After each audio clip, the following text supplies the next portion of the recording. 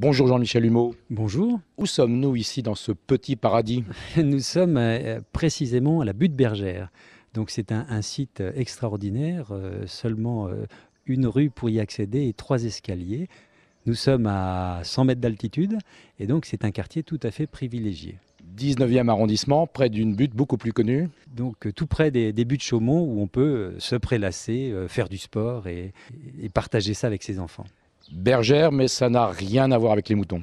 Non, du tout. Ce nom de lieu est lié donc à un sportif, un rugbyman, qui a donné son nom à ce site qui est mort pendant la guerre 14-18.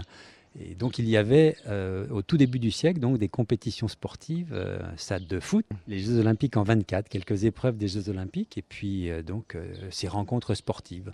Mais la ville a fini par gagner. Et toujours, on est au cœur de Paris, aujourd'hui au cœur de Paris. Et c'est vrai que si on se met un siècle en arrière, on était dans les extérieurs. On voit bien les différents types de constructions des années 20 aux années 30. Il y a pas mal d'immeubles des années 30 très, très caractéristiques, puis aussi des années 60, mais la plupart avec des terrasses magnifiques.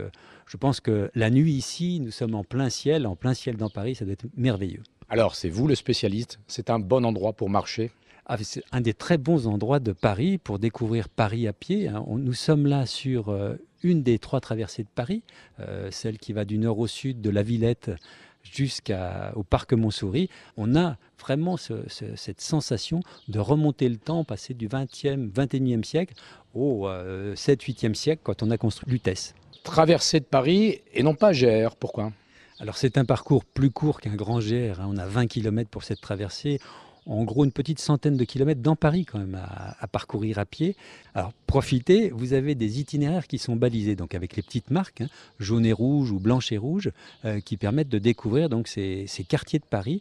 Et le pavé n'est pas trop dur tout de même. Non, non, du tout, ça reste confortable. Les rues qui sont choisies, qui sont décrites, sont quand même calmes, avec peu de circulation. C'est le cas ici à la Butte Bergère. La butte Bergère, ce sont aussi des vignes, un jardin partagé. On perçoit un sens de la communauté ici. Il y a une vraie communauté. Alors je pense que c'est récent, ces vignes, ces jardins partagés, et puis vraiment cette épicerie aussi un petit peu communautaire. Donc il y a une vraie vie de village dans cette partie de Paris. Et vous nous dites, ici, au fond, on est au cœur de l'Europe, quelque part entre Amsterdam et Marseille. Alors, en fait, merci de me le rappeler, Pascal, parce que vous avez aussi là un itinéraire qui traverse Paris, qui vient de Bruxelles, de Hollande, un sentier de Saint-Jacques qui va donc jusqu'à Saint-Jacques-de-Compostelle, qui passe à la Tour Saint-Jacques, la rue Saint-Jacques, et donc qui traverse complètement Paris du nord au sud. Merci. Merci à vous.